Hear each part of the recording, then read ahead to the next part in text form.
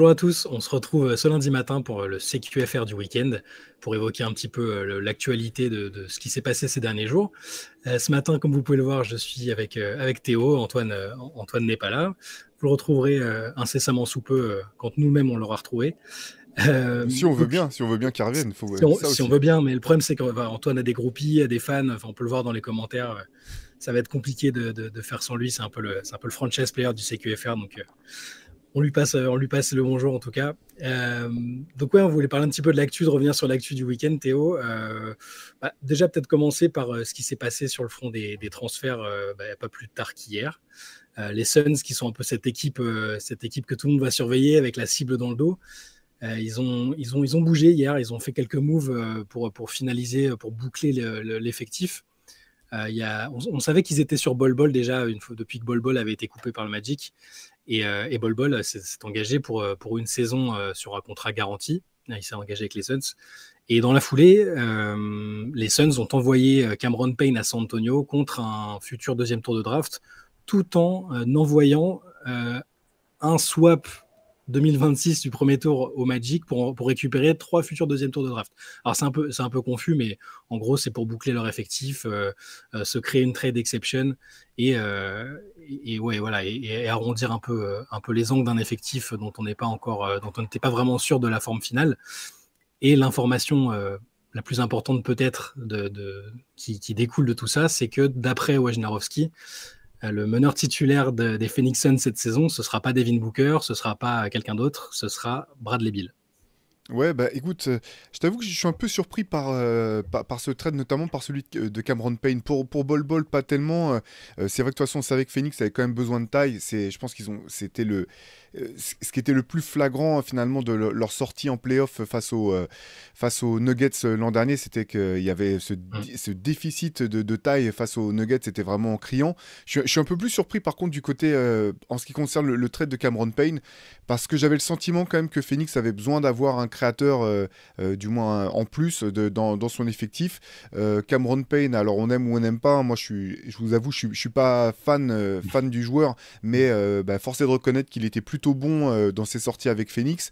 Ça avait été un élément majeur, notamment de leur parcours jusqu'en finale face aux Bucks. Et je suis un peu surpris aussi du côté des Spurs, parce que j'aurais pas dit comme ça que c'était le type de joueur qui cadrait finalement avec la façon dont les Spurs jouent un petit peu leur identité en tant qu'équipe. Donc moi je suis un peu surpris quand même par cette partie-là du trade en tout cas.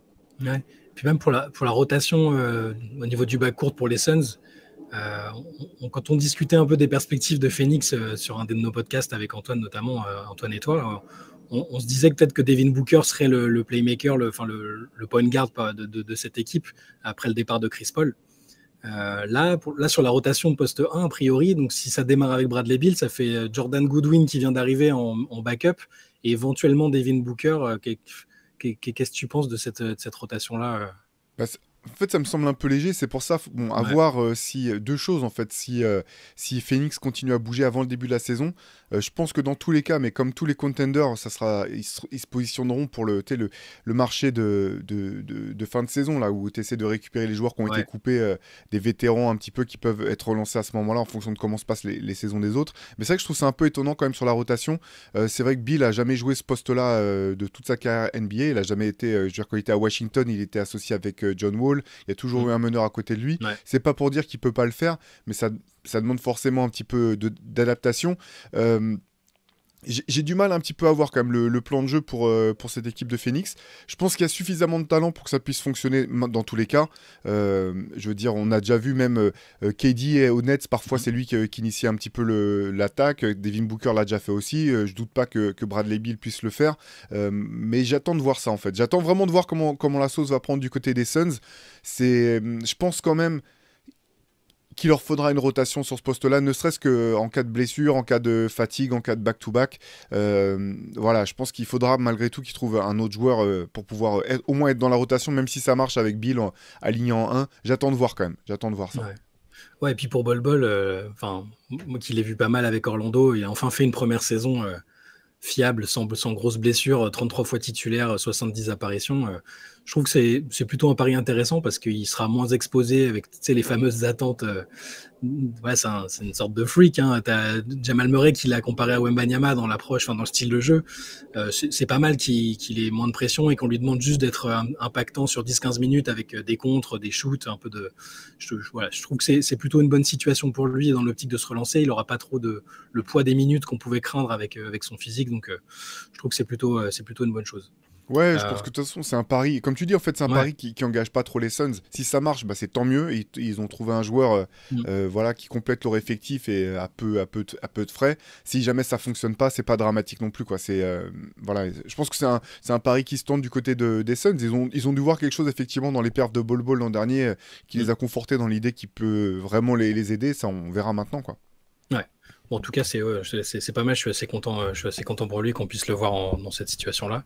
Il y avait de la Summer League ce week-end, hein, même Ouais. si on a l'impression qu'avec les gros noms qui sont déjà partis en vacances pour la plupart. C'est ça Après, ça donne l'impression que c'est déjà fini, mais en fait, non, ça continue à jouer quand c'est même. ça. Mais ce qui est drôle, c'est que tu as pas mal d'insiders, enfin de mecs qui ont été envoyés par les rédactions qui sont partis là-bas couvrir Wembanyama, Holmgren et tout, et qui sont déjà rentrés alors que la compétition, la compétition continue. Bah, nous, on continue quand même de suivre un peu ça, notamment parce qu'il y a des Français qui sont engagés et il y avait un San Antonio OKC qui aurait été évidemment encore plus suivi si Wembanyama et Holmgren euh, avaient été là, mais il y avait quand même Sidi Sissoko et Ousmane Dieng des deux côtés du terrain. Et ce sont les Spurs qui se sont imposés. On a eu des performances intéressantes de la part des deux. Donc les Spurs qui se sont imposés 98-94. Moi, j'ai bien aimé ce que j'ai vu de Sidi Sissoko. Encore une fois, je le répète à chaque CQFR parce que les statistiques l'indiquent pas forcément. Mais donc là, il était titulaire et il a fait un match franchement complet avec 10 points, 8 rebonds, 6 passes, 2 contres en seulement 24 minutes, mais avec toujours ces excellentes phases défensives où tu sens qu'il est là physiquement, il est là. Enfin, c'est un joueur que je trouve aussi intelligent, qui a du flair sur le plan défensif, mais aussi assez plus agressif que d'habitude en attaque.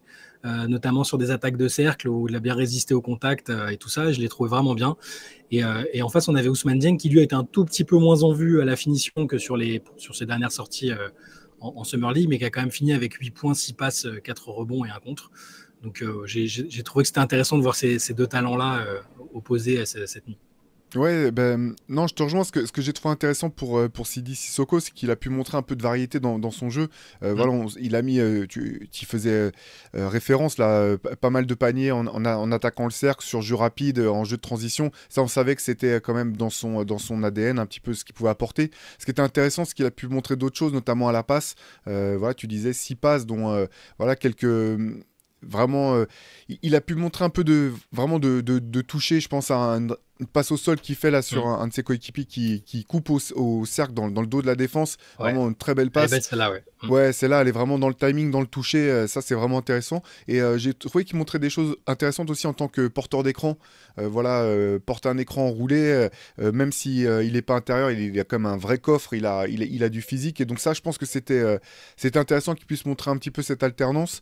Bon, pour le tir extérieur, il n'y a pas eu encore forcément l'occasion de se montrer là-dessus. Mm. Ça reste, je pense, de toute façon, un travail un peu en développement, mais ça, je pense que c'est intéressant, voilà, qu'il puisse montrer qu'il n'est pas unidimensionnel, qu'on peut faire passer le jeu un peu par lui. Ça, c'est des éléments forts.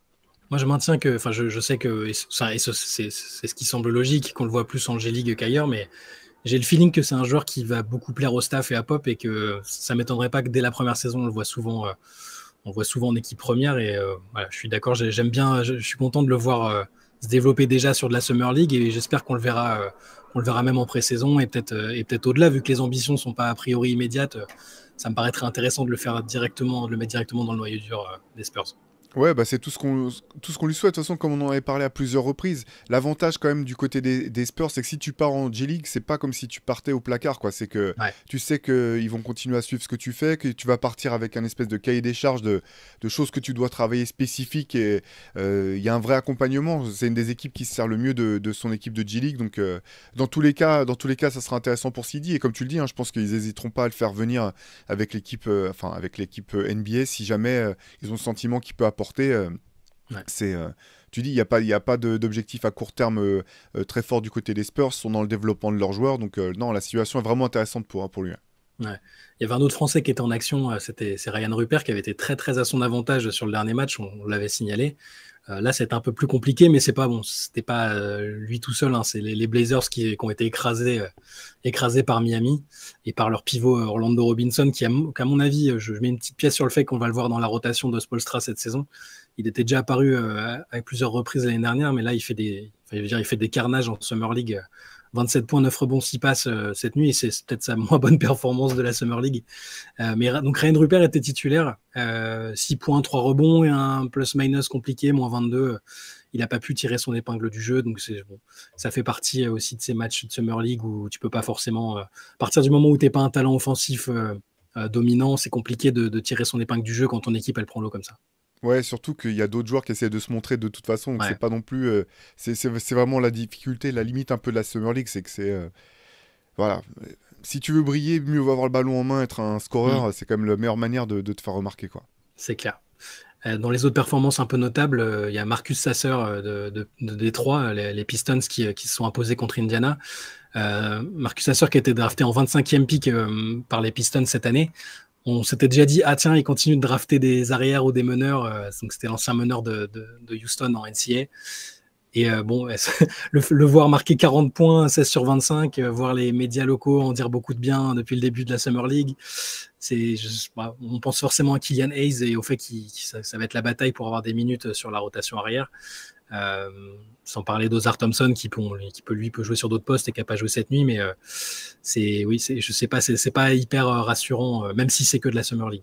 Ça commence à faire beaucoup de monde à Détroit sur les Ouais. postes arrière avec Kate Cunningham, Jaden Ivey, effectivement.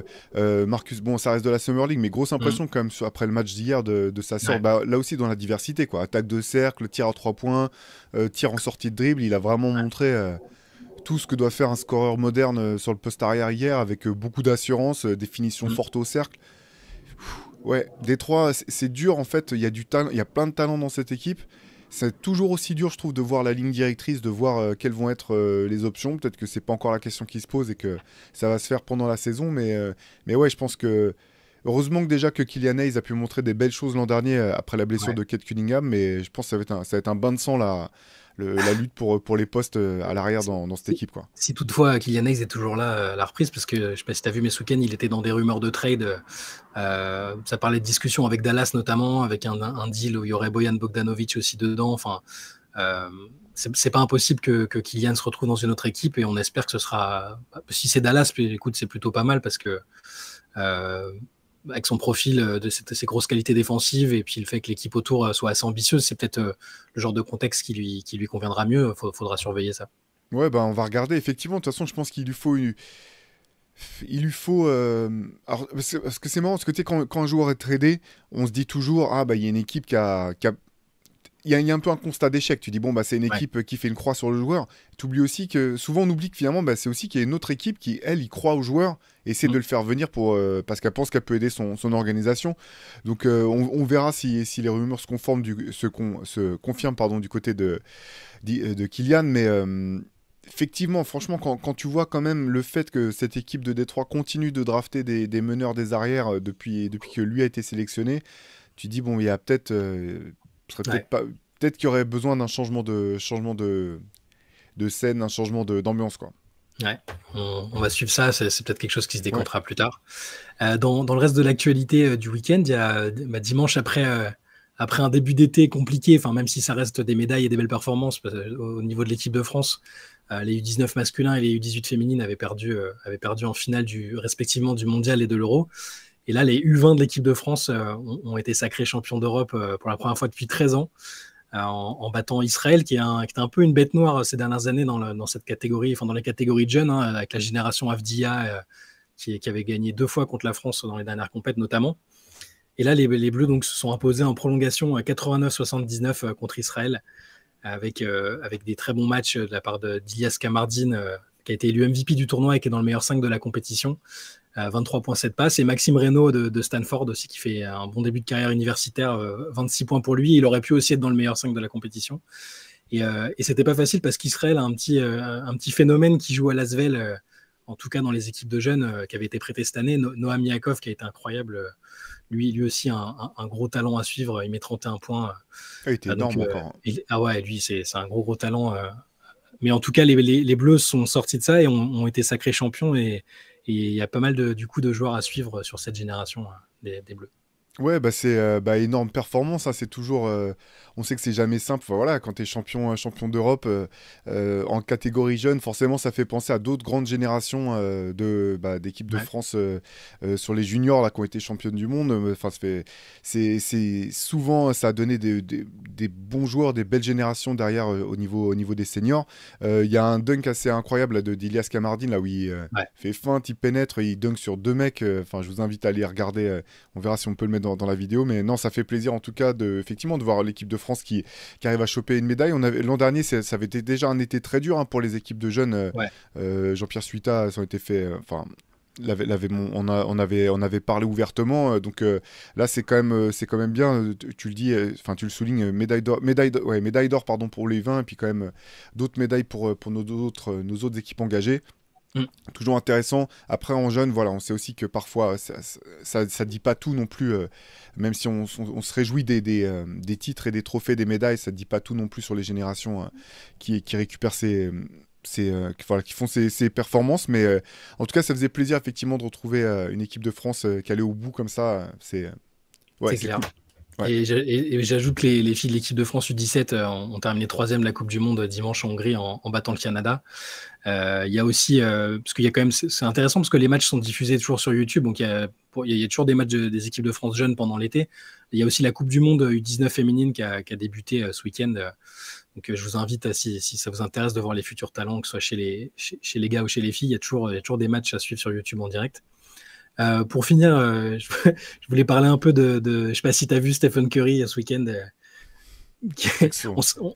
On savait que c'était un très bon golfeur, mais là, le gars a carrément remporté un tournoi de célébrité. Et c'est pas un petit truc, c'est pas le tournoi du coin, c'est pas le tournoi avec la buvette, c'est vraiment un truc prisé avec un prize pool, des grands noms et tout ça. Et le premier jour, il fait un trou en un. et hier, il est clutch, il arrache la victoire sur un putt, sur un eagle au dernier coup. Enfin, le gars est invraisemblable, quoi. Moi, je pense qu'il va vraiment tenter sa chance quand il aura Ouais. fini sa carrière NBA, non? Tu crois pas? C'est possible. Après, j'ai du mal à jauger la différence de niveau avec les vrais pros. Elle est quand même, je pense qu'elle est encore importante. Mais je ne sais pas s'il y a beaucoup de sportifs qui sont meilleurs que lui au golf. On sait que c'est un hobby. La plupart des sportifs dans le sport US, ils adorent le golf à côté. On voit dans d'autres. Il n'y a pas que les basketteurs, hein, mais il a clairement un truc, parce que quand tu vois le genre de coup qu'il arrive à rentrer, même sans être un spécialiste de golf, on connaît son coup d'œil, il a le bras, il a tout. C'est pas impossible qu'il arpente un peu le circuit. Après, je pense qu'il y a quand même une différence de niveau importante. Tu sais, t'as l'endurance, c'est tellement long, 18 trous sur des grands parcours. Mais c'est juste pour souligner que le mec est totalement invraisemblable, quoi. Non, c'est clair, le trou en un là dont tu parlais tout à l'heure, c'est juste dingue, Ah quoi, de ouais, toute non, façon. mais ça arrive très très rarement, et je veux dire, c'est pas qu'un coup de chance. Le gars a quand même visé le bon axe. Voilà, on va pas faire les spécialistes de golf, hein, mais Non, c'est pas moi qui le ferai en tout cas. Ça, c'est clair. mais même sans être spécialiste, c'est marrant de le voir. Tu sais, t'as des gars qui excellent dans plusieurs sports comme ça. C'est pas si évident. Ouais. Mais je suis curieux de voir comme s'il tentera Ouais. sa chance ou pas, parce qu'au-delà de ça, tu sais que il est assez. Enfin, les shooters sont quand même tous des Mm. monomaniaques de la gestuelle. Il va se taper Ouais. des heures et des heures et des heures jusqu'à perfectionner le moindre détail de son shoot. Il fera la même chose pour son swing ou pour le golf sans problème. Je Ouais. suis vraiment curieux de voir ça, parce que plusieurs fois, depuis assez tôt dans sa carrière, quoi, il a dit que c'était sa passion, voilà, Ouais. qu'il se verrait bien tenter sa chance éventuellement plus tard, qu'il regrettait même de pas avoir. Je me demande si j'avais pas lu qu'il regrettait de pas avoir commencé même encore plus jeune, alors qu'il a commencé quand Ouais. même relativement jeune, hein. Souvent, les mecs commencent sur la fin de carrière, etc. Mm. C'est intéressant. T'as vu qu'il a failli mettre un panier aussi où il passe Oui. là. Quelqu'un lui tend un ballon de basket, il est sur le green, là, il se retourne et il essaie de le mettre en jetant la balle derrière lui. Il passe à rien du tout de le mettre. Il a quand même, tu dis, la coordination œil-main de Stephen Curry, c'est Ouais, quand ça n'a même aucun un truc. sens. C'est C'est clair. c'est un grand malade. Bon, pour Ouais. sa conversion, je sais pas. Je sais qu'il avait d'autres projets. Je crois qu'il voulait aussi s'investir beaucoup en WNBA. Et ça me permet de rappeler que ce week-end, on a appris que Dwayne Wade était devenu actionnaire de Chicago Sky et qu'il allait en partie se reconvertir, se concentrer là-dessus sur la fin de sa carrière. Et voilà, tu sais qu'en tant que suiveur assidu de la WNBA, c'est quelque chose qui me fait plaisir de voir que les joueurs NBA qui maintenant ont le droit, même pendant leur carrière, d'investir à partir d'un certain pourcentage dans les franchises WNBA. Je suis content que Dwayne Wade prenne ce chemin-là, et peut-être que Curry va aussi emprunter ce chemin-là parce qu'il en a beaucoup parlé. Il suit beaucoup la ligue, donc je trouve ça super cool. Mais attends, du coup, faut qu'on mentionne quand même la performance de Sabrina Ionescu, là. C'est vrai que j'y pensais pas parce que c'était dans la nuit de vendredi à samedi, mais Ouais. ouais, le concours à 3 points, un record. Alors, je sais qu'il y en a beaucoup parlé du fait que c'était aussi le record entre les mecs et les filles, mais bon, vu qu'il y a une histoire de distance qui n'est pas exactement la même, je préférais pas aller sur ce terrain-là, mais De toute façon, il n'y a même pas il n'y a besoin, en pas fait, de besoin. comparer. C'est phénoménal. C'est Ouais. invraisemblable. Elle met 37 points sur le deuxième tour. Elle rate que 2 tirs. Elle en enchaîne 14 de suite. C'est phénoménal. Enfin, regarder la vidéo, elle est incroyable. En fait, t'as l'impression que c'est soit un jeu vidéo, soit tu sais que c'est une espèce de vidéo montée où c'est pas un moment sur les séries. Enfin, c'est juste dingue, quoi. Et puis Ouais. bon, après, c'est pas forcément étonnant quand on connaît le Mm. talent de cette joueuse, mais enfin, la vie, c'est juste un truc de malade malgré tout, quoi. Ouais. C'est exceptionnel. Et puis, c'est pas une polémique, mais il y en a beaucoup qui la trouvent surmédiatisée, surcotée. Tu sais, et bon, elle joue quand même à New York, qui est une des 2-3 meilleures équipes de la ligue. Et juste là, sur ce type de concours, tu vois que c'est une joueuse qui est hors norme. Enfin, C'est clair. voilà un peu le tour de l'actualité du week-end. On se retrouve dans tous les cas demain matin pour évoquer ce qui sera passé aujourd'hui et dans la nuit. Merci Théo, et puis on vous souhaite une bonne journée à tous. Salut à tous. Ciao.